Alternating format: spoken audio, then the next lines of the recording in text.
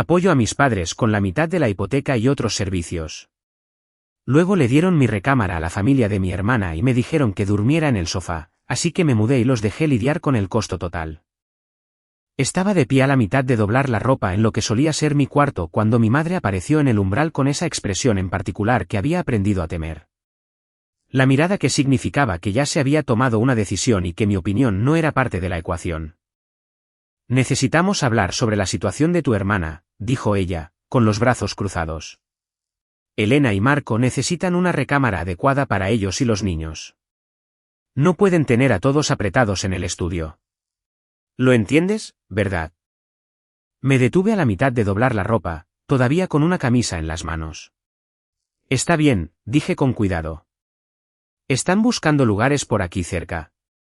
La expresión de mamá se tensó. Bueno, eso es lo que queríamos discutir. Tiene más sentido que tomes el sofá por ahora, solo hasta que se estabilicen. Estás soltero. No necesitas todo este espacio para una sola persona. La camisa cayó de nuevo al canasto. Esa conversación fue hace 3 años, pero se reproduce en mi cabeza con perfecta claridad cada vez que paso por la construcción que solía sentir como mi hogar. Lo que mis padres llamaron un arreglo temporal y la familia ayudando a la familia, tenía un nombre mucho más simple. Cuando mirabas los estados de cuenta bancarios y los recibos de los servicios, era explotación financiera disfrazada de culpa y obligación. Y tuvo que pasar que perdiera una recámara para finalmente ver el panorama completo con la suficiente claridad como para alejarme. Permítanme retroceder y explicar exactamente cómo terminé pagando la mitad de una hipoteca por el privilegio de que me dijeran que era afortunado de dormir en un mueble. Mi nombre es Javier. Y cuando comienza esta historia, tenía 28 años y trabajaba como analista de datos para una empresa de logística de tamaño mediano. Un buen trabajo, ingresos estables, el tipo de situación que debería haber significado independencia y mi propio lugar. En cambio, estaba viviendo en la casa de mi infancia, compartiendo espacio con unos padres que habían pasado la mayor parte de una década tratando mi cheque de nómina como un recurso familiar que tenían derecho a administrar. El acuerdo comenzó cuando yo tenía 21 años, recién salido de la universidad con mi primer salario real, y una cantidad de préstamos estudiantiles que hacía que rentar pareciera imposible. Mis padres acababan de comprar la casa, una vivienda decente de 3 recámaras en una colonia tranquila, y lo plantearon como una victoria para todos. Quédate con nosotros, había dicho papá. Ahorra dinero, paga esos préstamos. Mantendremos tu antiguo cuarto exactamente como estaba. Solo ayuda un poco con los gastos hasta que estés listo para mudarte. Ayudar un poco se convirtió en algo muy diferente en los primeros 6 meses. Comenzó con los servicios. ¿Podrías cubrir el recibo de la luz este mes?, preguntó mamá. A tu padre le recortaron las horas extras y nos falta un poco. Luego el mandado. Ya que de todos modos vas a la tienda, ¿podrías traer todo lo de esta lista? Te lo pagaremos más tarde. Ese más tarde nunca llegó. Para el segundo año, yo no estaba ayudando un poco. Estaba cubriendo la mitad del pago de la hipoteca todos los meses, la mitad de los servicios sin falta y alrededor del 70% del mandado del hogar. Porque mis padres habían descubierto que comes más porque eres más joven y tu metabolismo es más rápido, y era un argumento que yo no podía refutar fácilmente. Cortaba el pasto todos los fines de semana. Limpiaba el patio y las canaletas en temporada de lluvias. Recogía a mi hermana menor de la preparatoria y más tarde de su trabajo de medio tiempo cuando mis padres no se sentían con ganas de manejar. Armaba muebles, arreglaba grifos que goteaban y solucionaba cada problema técnico que surgía en una casa donde nadie más quería leer un manual de instrucciones. En papel, era un hijo adulto que vivía en casa. En realidad, era un administrador de propiedades no remunerado que también resultaba financiar la mitad de los costos operativos. El patrón fue tan gradual que no me di cuenta de que se estaba volviendo permanente. Una petición aquí en una emergencia. Siempre se presentaban como temporales, siempre acompañadas de alguna variación de «te lo pagaremos» o «solo por esta vez» o «la familia se cuida mutuamente». Recuerdo un incidente en particular del 3er año. Mi automóvil necesitaba llantas nuevas, un verdadero problema de seguridad que no podía esperar. Había estado ahorrando para eso, tenía el dinero apartado en mi cuenta. Entonces la camioneta de papá se descompuso. Una reparación mayor de más de 34.000 pesos. Y su cuenta de ahorros estaba vacía por unas vacaciones que habían tomado el mes anterior. No te lo pediríamos si no fuera grave, había dicho mamá. No podemos llegar al trabajo sin la camioneta. ¿Lo entiendes? Lo entendía. Siempre lo entendía. Pagué la reparación de la camioneta. Manejé con las llantas lisas durante otros 5 meses hasta que pude ahorrar de nuevo. Cuando finalmente lo mencioné, papá parecía genuinamente confundido. ¿Por qué no dijiste nada? Te habríamos ayudado. Pero nunca ayudaron. Nunca me pagaron. La reparación de la camioneta se unió a la larga lista de contribuciones temporales que se convirtieron en donaciones permanentes al fondo familiar. Pero me decía a mí mismo que era temporal. Me decía que estaba siendo inteligente, acumulando ahorros, manteniéndome cerca de la familia. Me decía a mí mismo que la razón por la que nunca parecía ahorrar mucho a pesar de no pagar renta era simplemente porque no estaba haciendo un buen presupuesto. La verdad era más simple y más fea. Cada vez que empezaba a crear un colchón financiero, aparecía alguna emergencia familiar.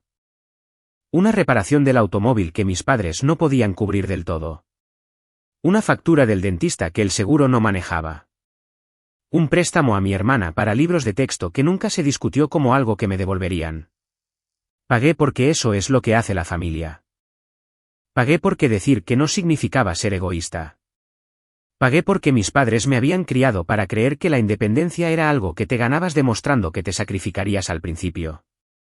Para el 5.º año, había dejado incluso de llevar la cuenta de lo que me debían. Las matemáticas mentales eran demasiado deprimentes. Conservadoramente, algo por encima de los 680.000 pesos cuando sumabas las contribuciones de la hipoteca, los servicios, el mandado, las reparaciones, los préstamos y todas las pequeñas emergencias que de alguna manera solo tenían una solución, mi cartera. Lo que yo no sabía, y lo que se volvió críticamente importante más adelante, era exactamente de quién era el nombre que estaba en los documentos de la hipoteca, y por qué eso importaba más de lo que cualquiera se imaginaba. Cuando mis padres intentaron comprar la casa por primera vez, su historial crediticio no era lo suficientemente bueno. Mi papá tenía un historial de pagos atrasados por una mala racha años antes, y mi mamá tenía deudas médicas en cobranza de antes de que tuvieran un seguro decente. El banco revisó su solicitud y dijo, no. Fue entonces cuando acudieron a mí con una carpeta llena de papeles y una explicación que sonaba tan razonable en ese momento. Solo necesitamos que firmes como coacreditado, había dicho papá. Tu crédito está limpio. Tienes ingresos estables. Es solo papeleo. Nosotros somos los que tomamos las verdaderas decisiones. Solo nos estás ayudando a que nos aprueben. Yo tenía 21 años. Confiaba en ellos. Quería ayudar. Firmé. Mi nombre apareció en la hipoteca junto al de ellos. Mi nombre apareció en la póliza del seguro de la vivienda como propietario ocupante. Mi crédito asumió el riesgo de un préstamo que me aseguraron que en realidad nunca tendría que manejar. Las condiciones del préstamo fueron mejores gracias a mí. La tasa de interés bajó porque el banco vio a un deudor más joven con buen crédito y empleo estable viviendo en la propiedad como residente principal. Las primas del seguro fueron más bajas porque estaba registrado como alguien que ocupaba y mantenía la casa. Yo era el andamio financiero que hacía que su casa fuera asequible y ni siquiera me daba cuenta. Durante 7 años, esa configuración funcionó a su favor. Pagué la mitad de la hipoteca, mantuve la casa presentable y nunca hice preguntas incómodas sobre por qué mi ayuda se había calcificado en una obligación financiera permanente. Mis padres obtuvieron una casa para la que no habrían calificado con un préstamo. Y yo obtuve el consuelo de creer que estaba haciendo lo responsable y maduro al quedarme y contribuir. Entonces mi hermana decidió que ella también necesitaba ahorrar dinero. Elena tenía 31 años, estaba casada con Marco desde hacía 6 años y era madre de 2 niños de 5 y 3 años. Había estado viviendo en una casa en renta al otro lado de la ciudad, y según todos los informes le iba bien, no eran ricos, pero sí estables. Marco trabajaba en ventas. Elena hacía trabajo administrativo de medio tiempo, y tenían el tipo de vida que parecía manejable desde afuera. Pero querían comprar una casa, una de verdad, más grande que la que rentaban actualmente y en un mejor distrito escolar. Querían ahorrar para el enganche. Y aparentemente la mejor manera de hacerlo era dejar de pagar su propia renta y mudarse de nuevo con nuestros padres. Mamá y papá aceptaron de inmediato. Sin consultarlo conmigo. Sin previo aviso. Solo una llamada telefónica una noche en la que mamá dijo, la familia de tu hermana se mudará por un tiempo. ¿No es agradable? Será bueno tener a los niños más tiempo por aquí. Hice la pregunta obvia, ¿dónde van a dormir, en el estudio? El estudio era técnicamente una recámara, pero era pequeño, usado principalmente como bodega y como la oficina en casa de papá. Amontonar a 2 adultos y 2 niños pequeños ahí parecía una pesadilla. Mamá dudó. Bueno, pensamos que podrías mudarte al sofá solo por un tiempo. Elena y Marco necesitan un cuarto de verdad y los niños no pueden dormir en el estudio a largo plazo. Tú eres flexible. Puedes hacer que funcione. Me quedé mirando mi teléfono. Estoy pagando la mitad de la hipoteca, dije lentamente. ¿Por qué sería yo quien perdería su recámara? Estás siendo dramático, dijo mamá con voz tensa. Es temporal. La familia ayuda a la familia. Tú, más que nadie, deberías entenderlo. Quería discutir. Quería explicar que temporal y la familia ayuda a la familia ya me habían costado 7 años y cientos de miles de pesos. Quería decir que tal vez Elena y Marco deberían seguir pagando su propia renta si querían su propia recámara, pero no lo hice. Dije que lo pensaría y colgué. 2 semanas después, la familia de Elena se mudó. El estudio se convirtió en el cuarto de los niños con literas y cajas de juguetes. Elena y Marco tomaron mi recámara, mi cama, mi escritorio, mi closet. Todo fue vaciado y reasignado como si yo hubiera sido un invitado cuya estadía simplemente había llegado a su fin. Mis pertenencias fueron metidas en bolsas de basura y apiladas en la cochera. Mi ropa vivía en una maleta junto al sofá. Mi privacidad se convirtió en un recuerdo. La primera noche en ese sofá, me quedé despierto hasta pasada la medianoche. Los cojines tenían grumos, estaban diseñados para sentarse, no para dormir. La sala nunca estaba completamente a oscuras debido a la luz de la calle afuera. Podía escuchar todo. Mi sobrino tosiendo en el estudio, los pasos de mi cuñado en mi antiguo cuarto, la cadena del excusado, el zumbido del refrigerador. Por la noche, me acostaba en un sofá en una sala donde la televisión estaba encendida hasta las 11 porque a Marco le gustaba ver deportes tarde. Me despertaba a las 6 cuando las caricaturas de mi sobrino empezaban a sonar a todo volumen. No tenía puerta, ni paredes, ni un espacio que fuera mío. Cada mañana empezaba de la misma manera. Me despertaba con el sonido de la cafetera o de mis sobrinos corriendo por la sala. Doblaba mi cobija, empujaba mi maleta contra la pared e intentaba fingir que tenía un lugar donde arreglarme que no fuera un baño compartido con una fila formándose afuera. Vestirme significaba o bien despertarme antes que todos los demás, o esperar hasta que la casa se vaciara. Bañarme requería negociar con Elena sobre cuándo necesitaban el baño los niños, y hacer una llamada telefónica por trabajo significaba salir a mi automóvil y sentarme en la entrada de la casa. Y todavía estaba pagando la mitad de la hipoteca, todavía cubriendo la mitad de los servicios, los cuales habían aumentado significativamente con 4 personas más en la casa. Todavía comprando la mayor parte del mandado porque ahora había 2 adultos más y 2 niños comiendo del mismo refrigerador que yo estaba financiando. La situación del mandado se volvió particularmente absurda. Compraba comida para mí, la etiquetaba, la ponía en un lugar específico. En 2 días, había desaparecido. Marco se comía mis sobras. Los niños se acababan mis botanas. Elena usaba mis ingredientes para las cenas familiares. No me invitaban a planear nada. Cuando lo mencioné, mamá se encogió de hombros. Es solo comida. No seas mezquino. Son familia. ¿Mezquino? Esa fue la palabra que recibí cuando me opuse a financiar y alimentar a las personas que habían tomado mi recámara. Cuando intenté sacar el tema en la cena una noche, papá me interrumpió. Tienes suerte de que te estemos dejando quedarte aquí todo el tiempo que lo hemos hecho, dijo. La mayoría de las personas de tu edad están pagando renta en algún lado. La has tenido fácil. Unos meses en el sofá no te matarán. Fácil. 7 años de financiar su hipoteca. 7 años de trabajo en el jardín y de recogerlos de la escuela y de brindar soporte técnico a altas horas de la noche. 7 años de ver mis ahorros evaporarse en emergencias familiares y préstamos temporales, y yo la había tenido fácil. Elena intervino, con voz cuidadosa pero directa. Todos estamos haciendo sacrificios, Javier. Marco y yo renunciamos a nuestra independencia para regresar aquí. Los niños tuvieron que dejar a sus amigos. No eres el único que se está adaptando. La miré a ella, a mi hermana que se había mudado voluntariamente a una casa que yo estaba pagando, que había tomado mi cuarto y que ahora me estaba dando sermones sobre el sacrificio. No dije nada. Simplemente terminé de comer y regresé al sofá. Esa noche, me senté en la oscuridad escuchando a mi cuñado roncar a través de la pared de lo que solía ser mi cuarto. Y sentí que algo dentro de mí se volvía muy quieto y muy frío. Dejé de intentar explicar. Dejé de intentar hacerlos entrar en razón. Abrí mi computadora portátil y comencé a buscar departamentos. El punto de quiebre no fue ruidoso. No fue una pelea a gritos ni un portazo.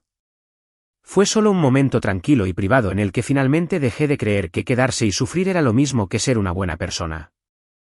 Había pasado años pensando que alejarme me haría egoísta, que mudarme significaría que no me importaba la familia, que proteger mi propio dinero. Mi espacio y mi paz de alguna manera me convertía en el villano de una historia en la que se suponía que debía estar agradecido por la oportunidad de sacrificarme. Pero sentado en ese sofá en una casa que había pagado pero que no era mía, en una familia que me veía como un recurso en lugar de como una persona, me di cuenta de algo mucho más simple. Nunca iban a dejar de tomar mientras yo siguiera dando. Y yo había terminado de dar. A la mañana siguiente, comencé a planear mi salida como si fuera un proyecto de trabajo. Metódico, silencioso y con un objetivo final muy claro. Salir, cortar cada línea financiera y dejar que esa casa aprendiera lo que se sentía cuando la persona a la que llamaban egoísta finalmente dejara de pagar. Empecé durante mis descansos para comer en el trabajo, buscando anuncios de rentas en mi teléfono dentro de mi automóvil, donde nadie pudiera ver mi pantalla. Hice una hoja de cálculo de posibles departamentos, comparé precios, calculé lo que realmente podía pagar cuando no estaba subsidiando a otras 5 personas. Las matemáticas fueron reveladoras. Mi mitad de la hipoteca, 20.400 pesos al mes. Mi parte de los servicios, el mandado y los imprevistos, otros 10.200 a 13.600 pesos. Contribución mensual total al hogar de mis padres, aproximadamente 34.000 pesos. Podía rentar un departamento de una recámara por 22.100 pesos y aún así salir ganando. Encontré un departamento en 3 días. Pequeño, de una recámara, a 20 minutos de mi oficina. El casero era profesional, indiferente a mi situación familiar, y solo le importaba que mi historial crediticio fuera bueno y mi empleo estable. Ambos lo eran. Firmé un contrato de arrendamiento, con fecha de mudanza en 3 semanas. Luego abrí una nueva cuenta bancaria en una institución completamente diferente, una con la que mis padres no tenían conexión ni visibilidad. Mi pago comenzó a depositarse ahí en lugar de en la cuenta que mis padres siempre habían podido ver. Cada cargo automático, cada recibo, cada suscripción vinculada a mi nombre y a mi tarjeta fue transferida o cancelada silenciosamente. Hice una lista. Cargo automático de la hipoteca desde mi cuenta. Recibo de luz a mi nombre. Recibo de gas dividido con mi tarjeta registrada. Recibo del agua. De alguna manera había terminado siendo el titular principal del servicio de Internet a mi nombre. Suscripciones de plataformas digitales que todos en la casa usaban. Póliza del seguro de la vivienda donde estaba registrado como copropietario y ocupante. Plan de telefonía celular que cubría los teléfonos de mis padres además del mío. Servicio de entrega de mandado a domicilio. Una por una, comencé a cortar las conexiones. Cambié mi depósito directo de nómina. Moví dinero de la cuenta antigua a la nueva en pequeñas transferencias que no activaran alertas. Puse recordatorios en el calendario para saber cuándo se realizaría cada cargo automático y los cancelé metódicamente, uno por día, para que nada pareciera repentino. No lo anuncié. No envié un manifiesto en el grupo de mensajes de la familia. Simplemente trabajé en la lista con el mismo enfoque que usaba para el análisis de datos en mi trabajo. Y esperé el día de la mudanza. Compré muebles lentamente, Con cuidado, una base de cama de una tienda de descuentos, un sofá pequeño de un colega que estaba renovando los suyos, artículos de cocina de tiendas de segunda mano. Nada lujoso, nada caro, solo lo básico que necesitaría para construir una vida que no requiriera permisos ni disculpas. La noche antes de irme, empaqué todo lo que realmente era mío. Ropa, aparatos electrónicos, documentos, unos cuantos libros. Dejé los muebles que mis padres habían comprado años atrás. Dejé los artículos de cocina que me habían dicho que eran para la casa. Tomé lo que me pertenecía y nada más. Me mudé un sábado por la mañana mientras todos estaban en el partido de fútbol de mi sobrino. Me había ofrecido como voluntario para quedarme y ponerme al corriente con el trabajo, lo cual nadie cuestionó porque había sido el confiable durante tanto tiempo que mi presencia se había vuelto invisible. Sin despedidas dramáticas, sin discusiones finales, solo cajas, una pequeña camioneta de mudanza rentada y la silenciosa satisfacción de saber que nunca más tendría que pedir permiso para cerrar la puerta de una recámara. Para cuando llegaron a casa, yo ya estaba en mi nuevo departamento sentado en el piso con comida para llevar, rodeado de cajas sin desempacar y el mejor silencio que había escuchado en años. Luego hice las llamadas que lo cambiarían todo. Primero, llamé a la institución financiera de la hipoteca. Hola. Llamo por el préstamo para la propiedad en el domicilio registrado. Aparezco como coacreditado y copropietario. Necesito informarles que ya no resido en esa propiedad. Me he mudado permanentemente. Los ocupantes actuales son mis padres y la familia de 4 de mi hermana. Quiero que el expediente se actualice para reflejar que ya no vivo ahí. Hubo una pausa. Usted estaba registrado como propietario ocupante en este préstamo, dijo la representante cuidadosamente. Eso significa que las condiciones del préstamo se basaron en que usted viviera ahí como su residencia principal. Lo entiendo, dije. Si vivía ahí. Ya no lo hago. Llamo para asegurarme de que el expediente sea preciso. Tendremos que reevaluar el préstamo con base en el estado de ocupación actualizado, dijo ella. Esto puede afectar su tasa de interés, los requisitos del fideicomiso y el monto del pago mensual. Los préstamos para propiedades ocupadas por el propietario tienen condiciones diferentes a las propiedades de inversión o no ocupadas por el propietario. Lo entiendo, dije de nuevo. Por favor actualice sus registros como corresponde. Me hizo algunas preguntas de verificación más. Respondí cada una de forma calmada, basándome en los hechos. Cuando preguntó si los otros acreditados estaban al tanto del cambio, dije simplemente, les he informado que me he mudado. Cualquier pregunta sobre la propiedad debe dirigirse a ellos. A continuación, llamé a la compañía de seguros de la vivienda. El mismo guión, la misma explicación calmada y objetiva, el mismo resultado. Si usted ya no ocupa la propiedad y ahora hay residentes adicionales que no figuran en la póliza original, tendremos que emitir esto bajo un tipo de cobertura diferente. Las primas serán más altas para una situación multifamiliar o casi de renta. Eso tiene sentido, dije. Por favor proceda con las actualizaciones que sean necesarias. Colgué y apagué mi teléfono. Esa noche, dormí en mi propia cama en mi propio cuarto detrás de una puerta a la que podía ponerle llave, en un departamento donde nadie me diría nunca que era afortunado de tener un lugar para dormir. El colapso financiero ocurrió más rápido de lo que esperaba. La primera señal llegó 4 días después. Un mensaje de texto de mi mamá. ¿Rebotó tu pago de la hipoteca? El banco dice que nos falta dinero. Respondí simplemente, me mudé. Ya no voy a pagar por una casa en la que no vivo. Me dijeron que era afortunado de dormir en el sofá. Encontré un lugar mejor. Mi teléfono explotó. Llamadas, mensajes de texto, mensajes de voz. Mi papá, mi mamá, incluso Elena interviniendo con mensajes sobre la familia y la responsabilidad y sobre cómo estaba abandonando a todos. Ignoré la mayor parte de eso. La segunda oleada golpeó una semana después, cuando se vencieron los recibos de los servicios. La compañía de luz envió un aviso de que el cargo automático había fallado. La compañía de gas hizo lo mismo. El servicio de Internet se desconectó por completo porque había cancelado la cuenta y la había transferido a mi nueva dirección. Papá dejó un mensaje de voz. Tienes que llamarme en este instante. La compañía de luz está amenazando con cortar el servicio. El internet se fue. ¿Qué diablos hiciste? No le devolví la llamada. Luego llegó la carta del banco. Mis padres me llamaron presas del pánico. ¿Qué les dijiste?, gritó papá. Dicen que el préstamo se basó en información de ocupación falsa. Nuestro pago va a subir 10.200 pesos al mes. Están hablando de un déficit en la reserva del fideicomiso. Mantuve un tono de voz calmado. Les dije la verdad. Ya no vivo ahí. No soy un ocupante. El préstamo se configuró conmigo como propietario residente, y eso ya no es exacto.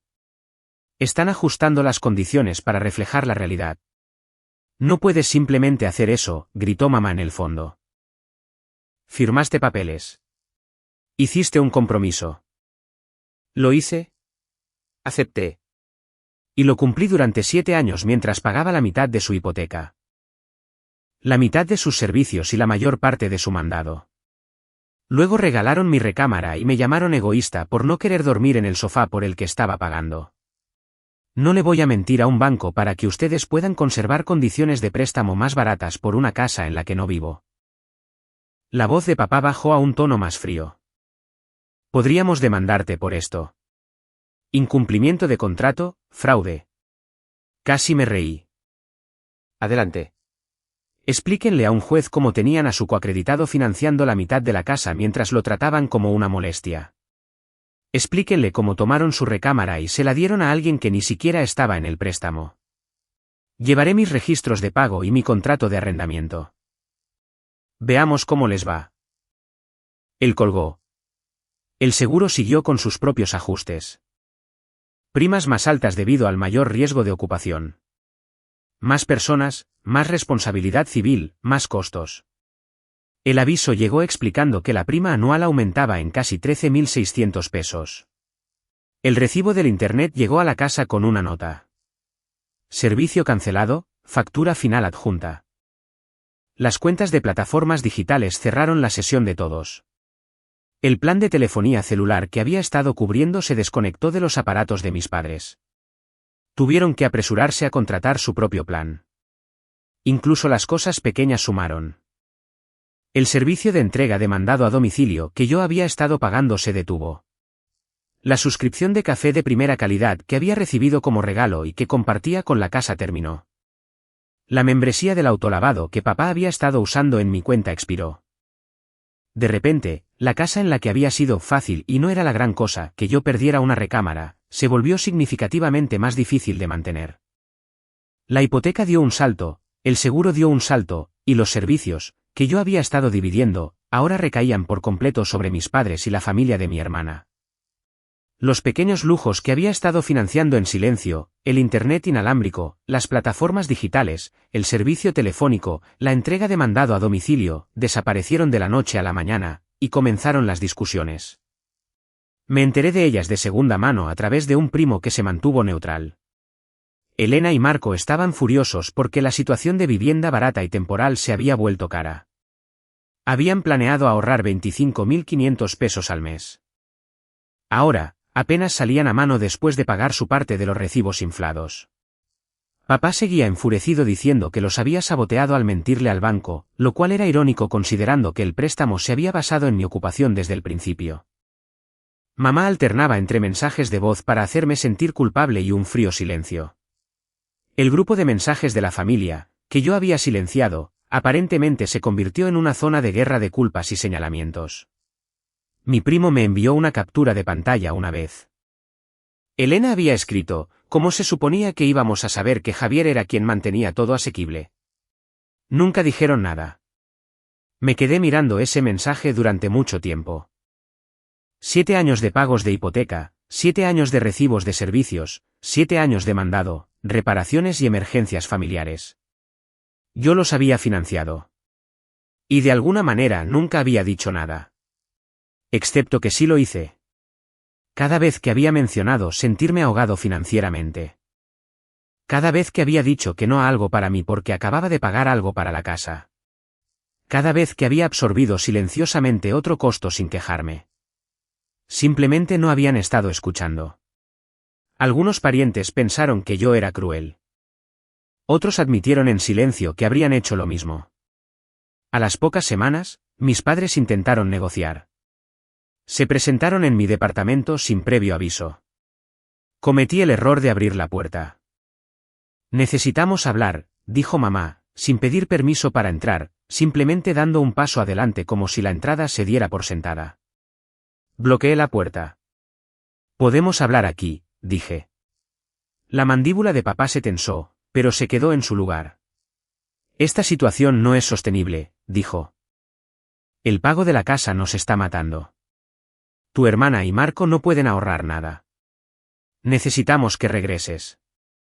Tengo un contrato de arrendamiento, dije. Rómpelo, dijo mamá. Te ayudaremos con la multa. Solo regresa. Vuelve a hacer tus pagos y llama al banco. Diles que estás viviendo ahí de nuevo. Ahí estaba. Ni una disculpa, ni un reconocimiento, solo una petición de reanudar el financiamiento de su estilo de vida y mentirle a las instituciones financieras para que pudieran mantener las condiciones que querían. No, dije simplemente. Puedes tener tu cuarto de vuelta, gritó Elena desde detrás de ellos. Aparentemente, los había acompañado para esta intervención. Haremos que funcione. Los niños pueden compartir con nosotros por un tiempo. No quiero mi cuarto de vuelta, dije.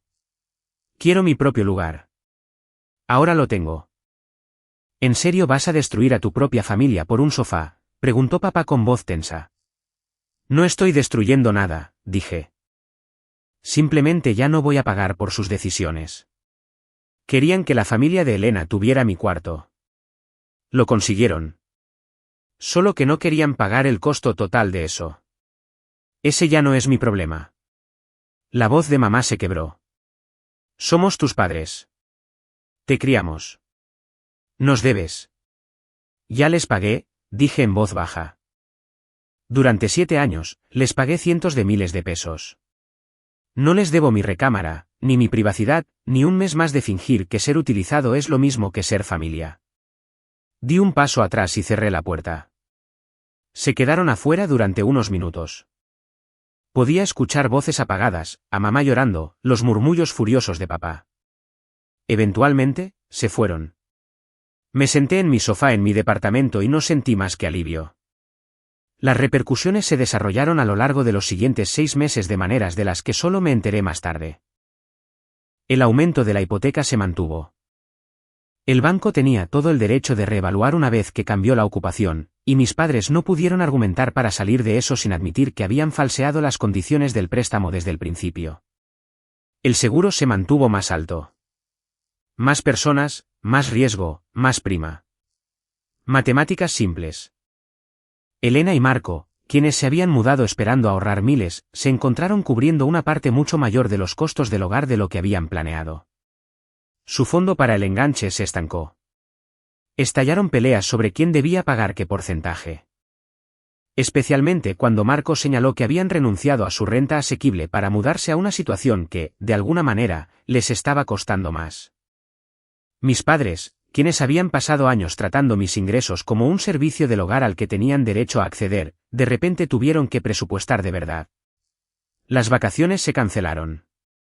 Las reparaciones se retrasaron. Los pequeños extras que daban por sentado, el servicio de televisión de paga, el internet de alta velocidad, los muebles nuevos, salir a comer 2 veces por semana, desaparecieron del plan de gastos. Papá tuvo que tomar turnos extra. Mamá volvió a trabajar de medio tiempo en un empleo que había dejado años atrás. La casa que se suponía debía hacerles la vida más fácil se había convertido en un peso que apenas podían cargar. Para el 4.º mes, la familia de Elena se mudó. No podían ahorrar dinero en una casa que costaba más que su antigua renta una vez que factorizaba su parte de la nueva hipoteca y los servicios. Encontraron un lugar más pequeño y más barato que el anterior y dejaron a mis padres con una casa de 3 recámaras para la cual apenas podían pagar el préstamo. Mis padres estaban atrapados. Intentaron refinanciar. El banco echó un vistazo a sus ingresos, su historial crediticio y el valor de la propiedad y dijo, no. Sin mí en el préstamo, no calificaban para mejores condiciones. quedaron atrapados en una estructura de pagos que reflejaba lo que realmente costaba la casa cuando no tenías a un coacreditado financieramente responsable subsidiando todo. Escuché a través de mi primo que habían considerado vender, pero que apenas estaban por encima del agua con el préstamo. Después de los costos de cierre y las comisiones, se irían casi sin nada. Estaban atrapados en una casa en la que habían insistido que yo era afortunado de dormir en un sofá. Yo, por otro lado, estaba bien. Mi departamento era pequeño, pero mío. Le pagaba renta a un casero que ni una sola vez me había dicho que era egoísta por querer una recámara.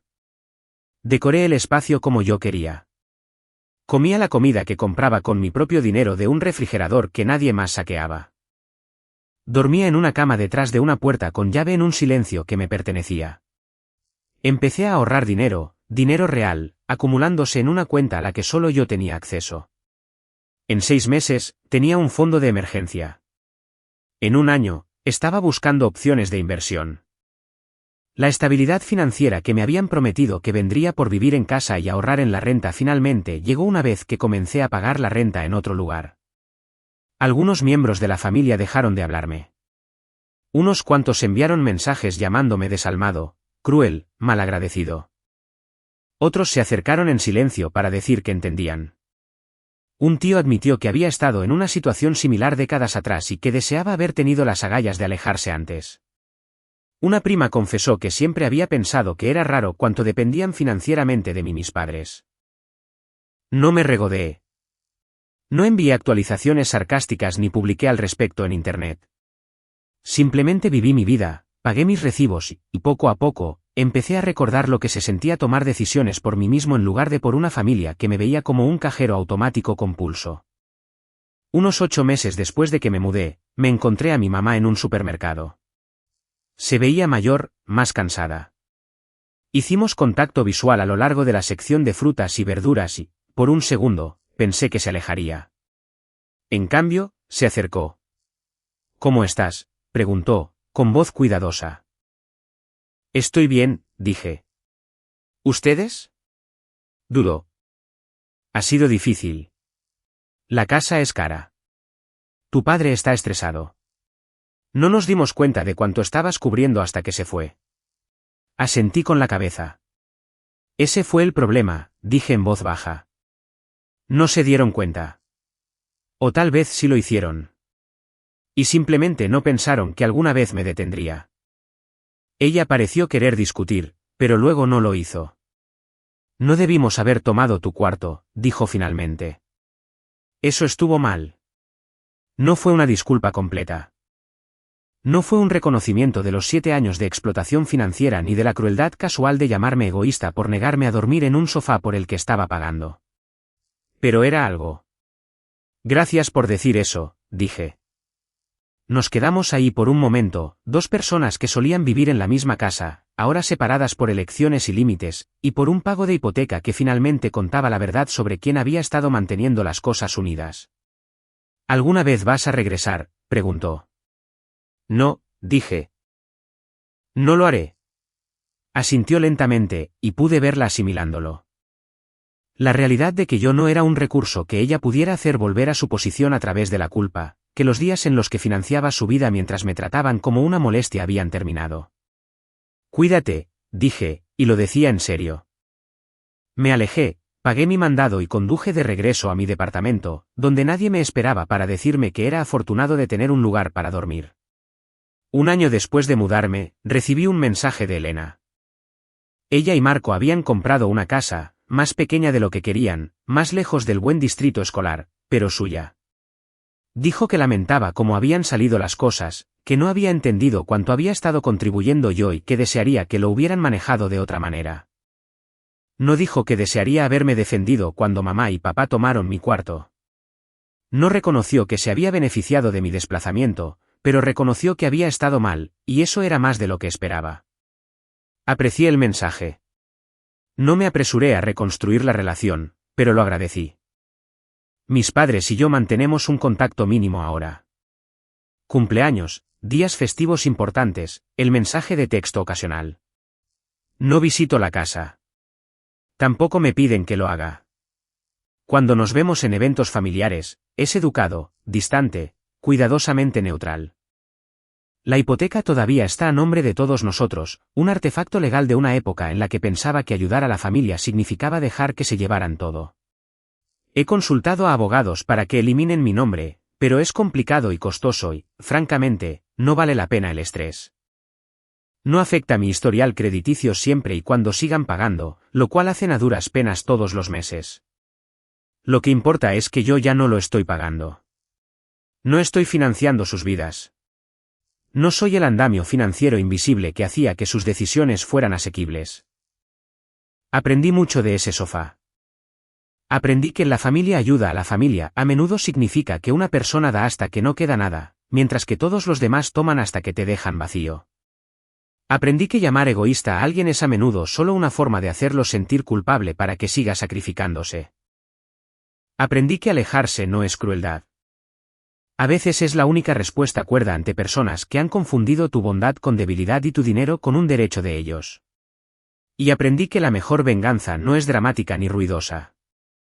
Es simplemente detener el pago, detener las excusas, detener el trabajo interminable y agotador de fingir que ser utilizado es lo mismo que ser amado.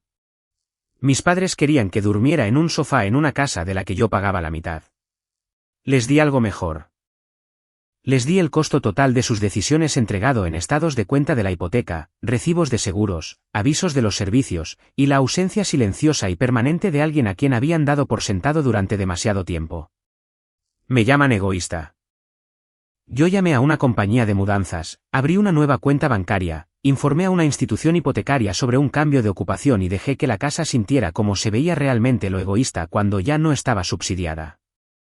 4.